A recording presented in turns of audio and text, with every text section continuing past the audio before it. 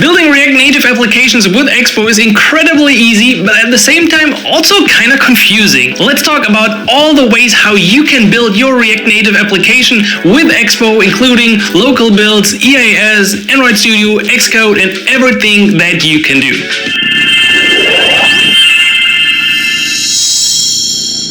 Hey everyone, what's up? Simon back here with another tutorial on clarifying what you can do with Expo in your React Native application in terms of building your app. So here we go. I have a completely blank new application and we're gonna straight dive into this because the first thing is so easy. You're just gonna run npx expo and then you can follow this up with start, or you can just do npx expo. This is the easiest way of building your React Native application with Expo. It will give you a QR code that you can scan with your Android device, with your iOS device, or you can simply press A, I, or W to open Android, iOS simulator, or web. So I will just go with I, which will bring up the iOS simulator. I'm going to place it somewhere here. At the same time, I will show you this. This is my device, and we see right here, I do have an Expo build running on my computer. So now on my actual device, I can also launch the Expo Go application, and I will get the preview of my application. So this is really the easiest, the fastest way to build your React Native application with Expo. However, there are considerably downsides to this. Just want to show you quickly to clarify this. We do have live reload in here if we're using this application. And the cool thing about Expo Go is that we can also, for example, press Control-Command-Z. That's a different shortcut for Android, which opens up this nice view. We're going to come back to that later, but just keep in mind, this is not the default debugging view of React Native. So, how does all of this work? I just wanted to really quickly dive into and show you how fast it works.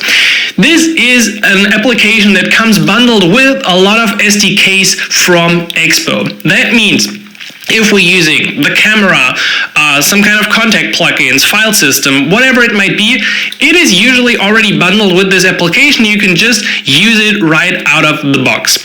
However, what if you want to use something like React Native Vision Camera or some other package with native modules that is not included in this app? Well, then you have to turn to something else, and that is what we're going to talk about in the second step. So it's really important to understand that Expo Go is a great way to quickly spin up your application. It is okay for using it while testing. You can use it like the complete time if you're only using the Expo SDKs and modules here. Then it's completely cool. However, there's also another downside right now. Since Expo SDK 50 or 51, there's only one version of Expo SDK bundled with the Expo Go app. So in the past, there were multiple SDKs included. That's not the case anymore. So you might get into problems here and there as well. And that means Expo Go is nice for quickly looking at your application, for starting out. You don't need Android Studio, Xcode. You see, nothing is here in my folders, and it's really an easy way to look and share your application quickly. But usually you want to take things a step further, and that is where pre-build comes into play. So Expo pre-build basically means it will take the information you've specified in your app.json. There might be a block about plugins. It might include some native settings, some config plugins, and then you generate an actual native project.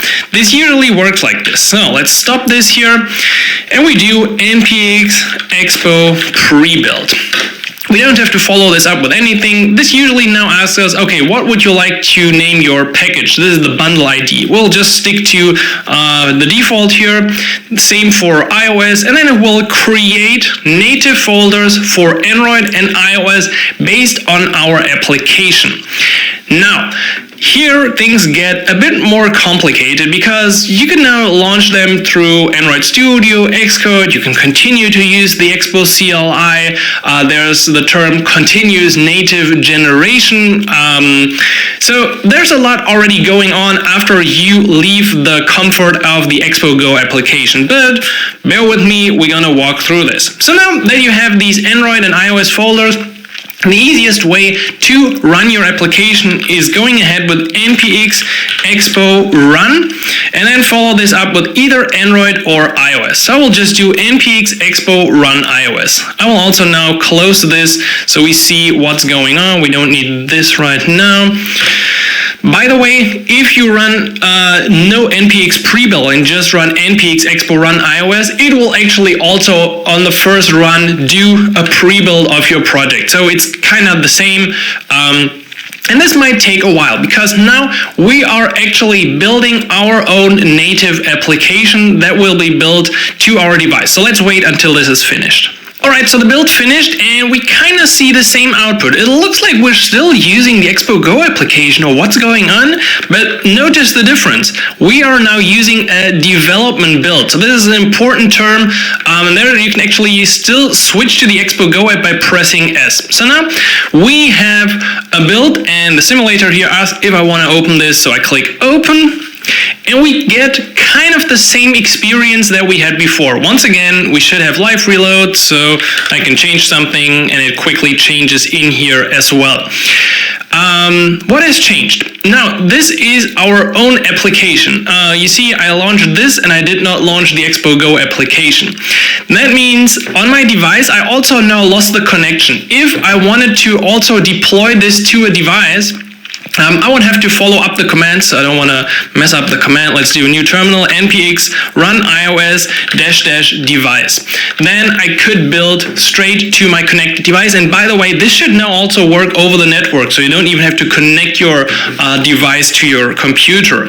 One caveat also that I want to quickly mention is I'm running this here on a Mac, and you need a Mac to do a pre-build for iOS and to run this project on iOS, the simulator, like this.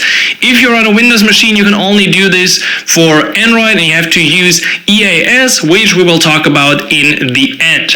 So now we have our development build. As I said, everything's pretty much the same, but look at this. If I now press Command-Control-Z, I get the default React Native debugging menu, because this is sort of a default application. It is a bit similar to what Expo Eject did in the past. You know, Expo Eject doesn't exist anymore, and pre-build is the thing that gives you the most flexibility. So at this point, I can install any kind of native module in my React Native application with Expo and use it here in my pre-build. If I want to get back this cool debugging menu, so this is also described here as the developer menu, which you can, by the way, customize. If I want to get back this thing, I have to run a new command. So let's kill this and let's run npx expo install the expo dev client. If you install this package, your final application resembles more closely what you have seen previously in the Expo Go application. The only downsides to this approach is that in general, if you install a new package, you have to do a new npx expo run iOS. Also, one more thing to be aware of is if you add a new module that changes something in your app JSON, like under plugins, there's a new module, a new config plugin added that changes your native project, what you have to do is usually run again npx expo pre-build -- clean. Okay, so you don't need true or false at the end, you just need npx expo pre-build clean. This will basically wipe out your iOS and Android folders in your project and do a new clean pre-build based on everything, all the information in your app JSON. In the meantime, here's the project coming up, and you see this is now using the developer menu. It gives you access to useful tools in your development builds. You can open it anytime with whatever. So let's continue, and we see if I now press Control-Command-Z here, I get the dev client menu that I'm used to from the Expo Go application. So this is pretty much everything that you have to understand about Expo pre-builds.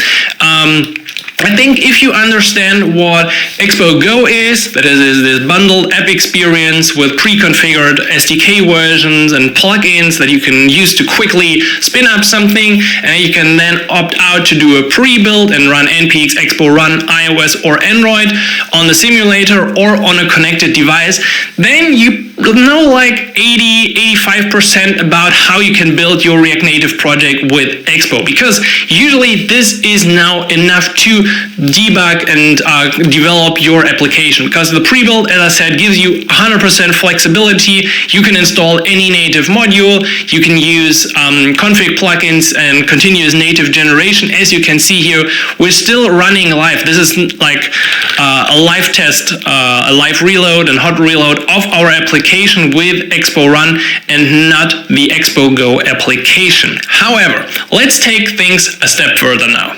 You might be coming from Android Studio or Xcode as a native developer, and you're asking yourself, but maybe I just want to run it through these tools. How could I do that? Good question. I'm here to show you exactly this. So as I said, we do have an Android and iOS folder after doing our pre-build. So the pre-build is kind of like the prerequisite to do what we do now. What I want to do is I would actually like to open this. I previously could really open this this folder right here. Let's reveal it in the Finder, and then I will open the XC workspace. So this is a traditional Xcode project.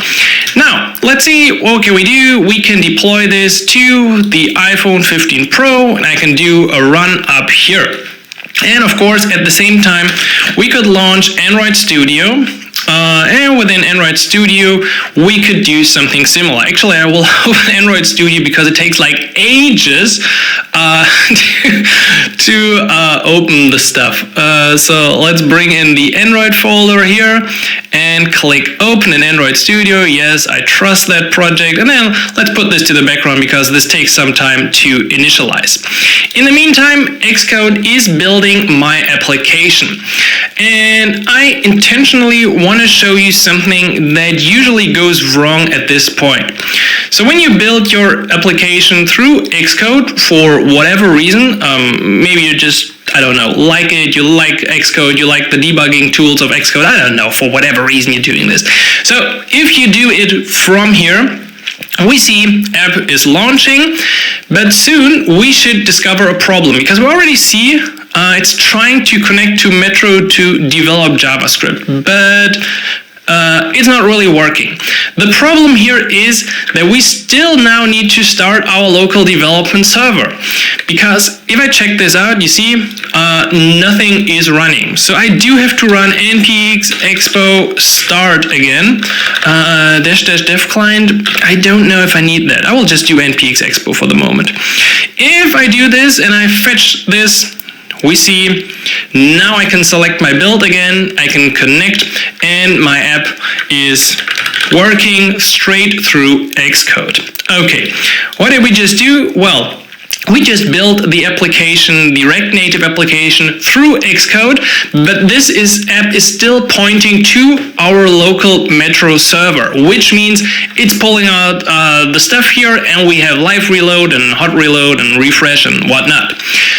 But what if I kill this? What if I want to install this application on a device of a friend? I can't, because I deploy it and then I see this. It's not really what I want. So if you want, I think they called it previously a standalone application that I can just like build on the iPhone of my wife, then I would have to go into Xcode, and now it gets a bit more challenging. So you have to now edit your scheme. You have to edit the scheme, and you have to go check here the build configuration. Right now it's set to debug. I will now set this to release, and I will close this. And then I will run this again to my simulator. Okay, so this is now building again. Hopefully it's not failing, and we're just gonna wait for a moment, and then we're gonna see what happens here to our iOS build. Alright, so this build took really long, like about 5 minutes. I'm on a pretty fast MacBook, but this was really still super slow. But notice what we do have now. We do have this project. If I change something in here, ooh, we're not connected to my server anymore.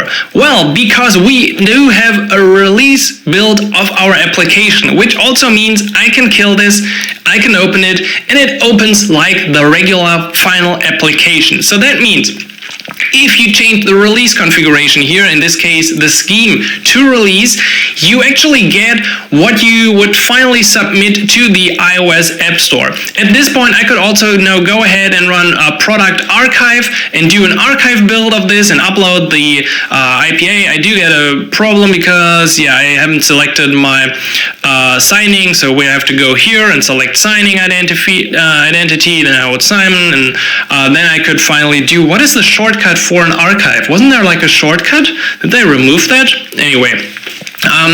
So this is the release build that I could build to some application that is not using a local development server, but has really bundled everything inside. I don't want to do this again. Not again, please don't do this again.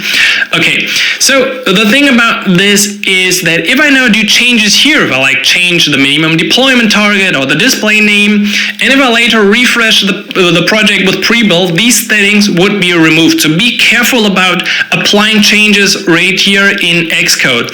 The recommended approach is usually that you put out a config plugin and include it in your app.json. So if you're using continuous native generation, CNG, that stuff is automatically applied to your Xcode or Android projects when you do a pre-build, and then you have everything of the configuration again. So if you have something like minimum deployment target or things, you include that in your app.json. Okay, that's everything for the moment about Xcode. This should give you all the information you need to make a pre-build, deploy it to your simulator or device, and even do a release build. And if you want to submit your app straight through Xcode, the classic way of building an iOS application and then handling the rest in App Store Connect. Now, let's talk about Android. At this point, hopefully my application is finished here.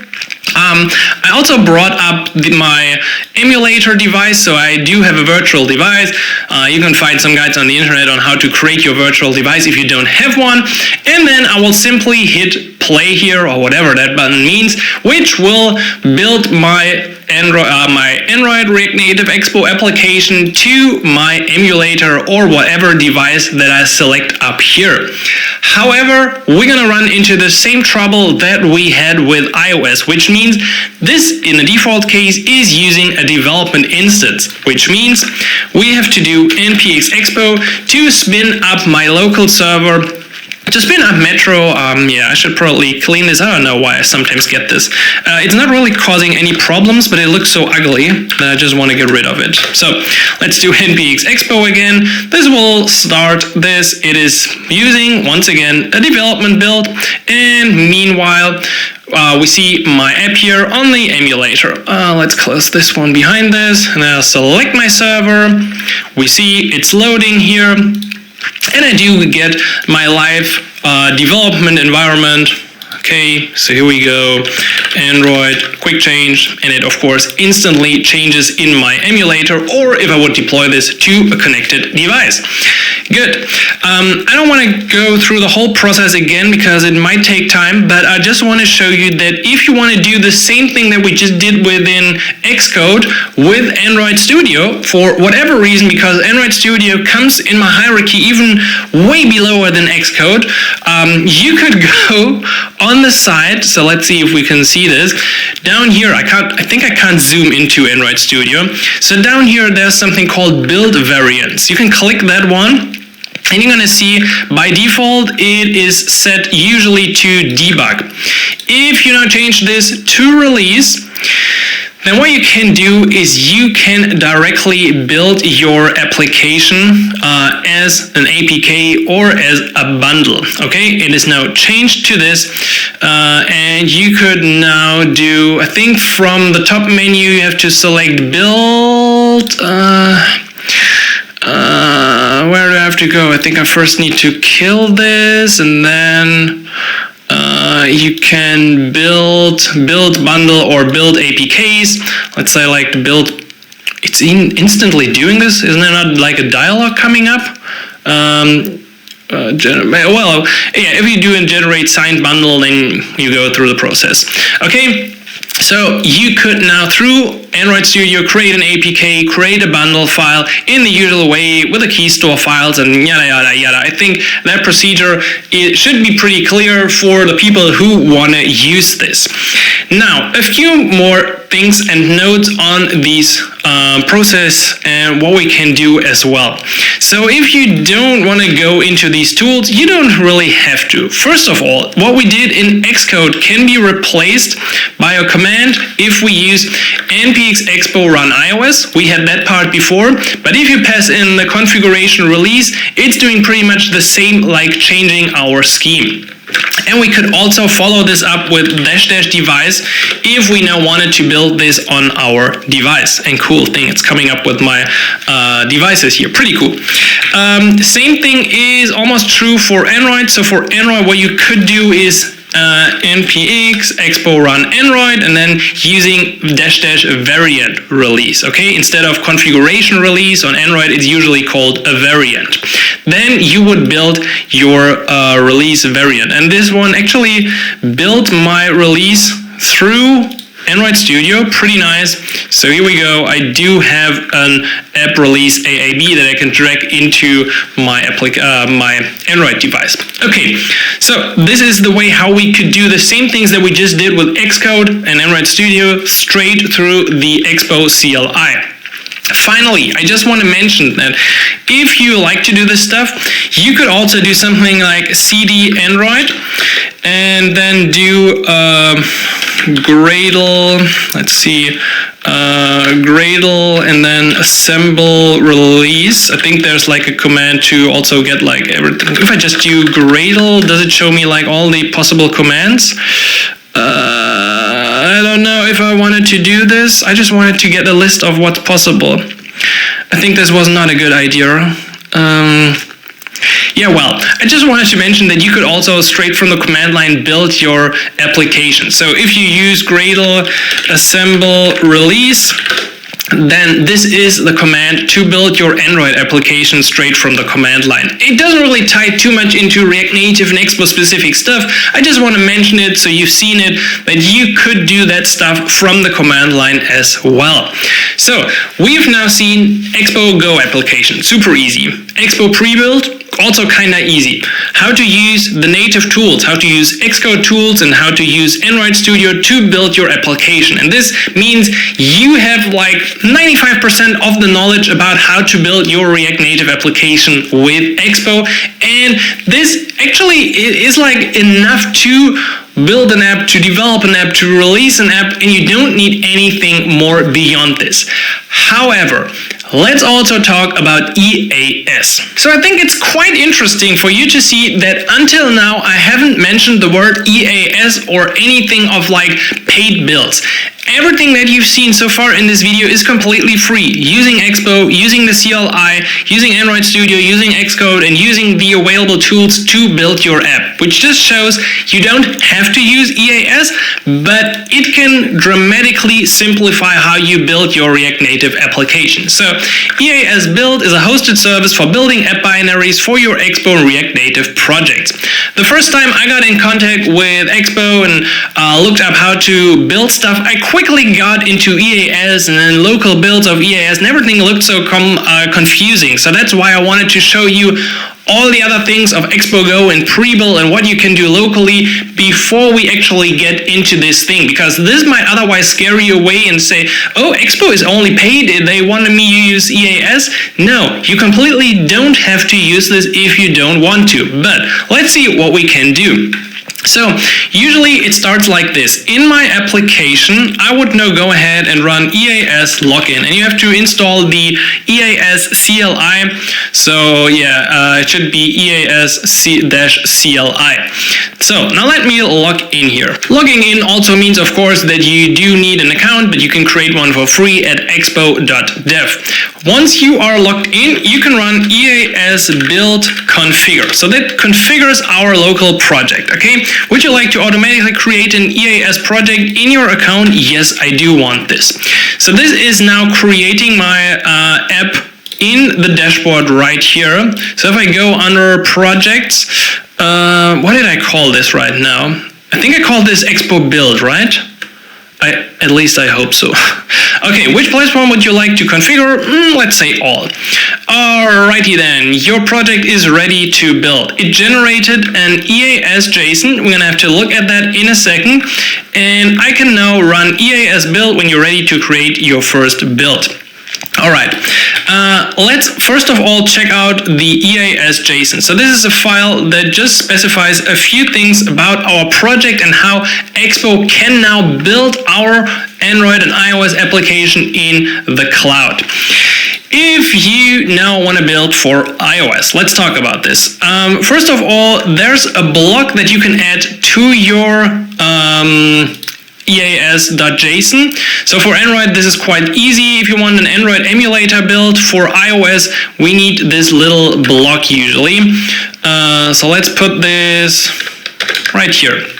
Okay, so this is now a development simulator build using the development client. Once again, what we installed in the beginning, you should now understand what development client means.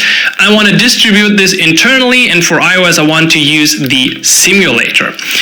So at this time, I want to create my cloud build, and I could now run the following command. Okay, EAS build -- profile. The profile we just added. Go away. Go away. So development simulator is the name right here of my profile, and then platform iOS is the platform iOS. All right, I can hit enter, and what happens next is that this would be built in the cloud on the Expo servers. And because I'm on a free plan, I usually get like in a lower tier. I do have some free builds per month that I can use. But usually if you're an agency, a company that's serious about that stuff, you would usually upgrade your account so you're in a higher tier of that queue. If I check out Expo build here, what is this? You didn't like my command? What's your problem? EAS build, yeah, whatever.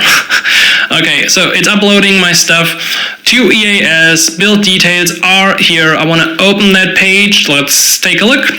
And you can now observe what is going on. It's creating a new worker instance. We do have the iOS simulator build up here. You can also get notified once this is finished, and the status is build in progress. So we're just gonna leave this in the background because this might take some time. In the meantime, I think we can close this. So yeah, you can press exit. You don't have to worry about this. You can continue with your work, get a coffee, whatever, because this is now running in the cloud. However, if you now want to add your devices, you also have to run some commands to run EAS device create. Should I do this? Maybe I'm gonna do this. EAS device create. So I can now, yes, I want that account. And then I want to log into my team, and I want, let's say I want a website. This is quite interesting because on iOS, it's quite hard to publish your application for testing to other people. You usually need profiles and certificates and include devices and their UUIDs in those profiles. So in order to make this easier, there are different ways to set this up. Allows you to manually input IDs. You can have import stuff from the developer portal, or what I really like is a website. So I could now go to this website right here, and I could just scan this and it would easily install. So installing the provisioning profile would work just by scanning this code with my device. So this is pretty cool in a nice way. Once again, a simplification from Expo to get testing devices into your iOS program. Now, okay, my cloud build is running. We're gonna check it out once it is finished. What we can do as well is use the settings from EAS, but do a local build. The idea here is that if you do a local build with EAS, you can basically test how your app would be built on the Expo EAS servers. On top of that, I mean, it builds your application, you get a nice output of that. So it is a bit easier if you're like limited, if you have a free account, then you can still do this locally. Again, coming back to what I said earlier, if you want to build for iOS, you need a Mac. You can't do an EAS local build for iOS on Windows. So what I would do is now pretty much the same like before, EAS build -- profile. We'll just use development for now, development, and then I would say p iOS and follow this up with -- local. All right, and now what we witness is the exact same build of my application, my React Native application, but locally, okay? So here, my build is running in the cloud. I don't know what's going on. It's still spinning up the development environment. Nah, it's almost finished. Ooh, nice. We're already installing the pods. I'm on a high priority queue today. And this, what's going on here, is exactly the same thing. So yeah, select devices. I've included all the devices. Would you like to set up push notifications? No, don't want this again. So after a lot of questions, it will finally build my application. And then it will do the same stuff as I said that's doing here. It's using Fastlane in the background. You can also configure your own Fastlane stuff, but why would you do this if you could just use EAS or other tools? So this is Expo EAS explained for iOS. As you've seen, we can do it locally. We just need to configure the project ones, or we can build in the cloud, which of course gives you access to a lot more things. You can connect your accounts, your App Store Connect account to EAS, which means the build is in the cloud, it will get submitted to App Store Connect, and it's just a lot easier to make new releases of your application. So for everyone who's doing frequent updates, for every company that's doing frequent updates to the React Native application, EAS is highly recommended. I've talked to many companies and they all just love it. Just look at the statistics in the State of React Native survey. Okay, would be pretty cool if this would be finished. It's already running Fastlane, so maybe let's wait a second until this is done. Alright, in the meantime, a few things happened. So locally, I ran the command to build an iOS application with EAS. It generated an IPA file, as you can see, but it put it into the Android folder. I'm not entirely sure what went wrong right here, because this file here should be at the top level. It's because I'm in the Android folder. I ran the command from the Android folder. Okay, so my bad. Usually this file happens right here, and then you have your IPA file that you can deploy to an iOS device if you want to share it like this.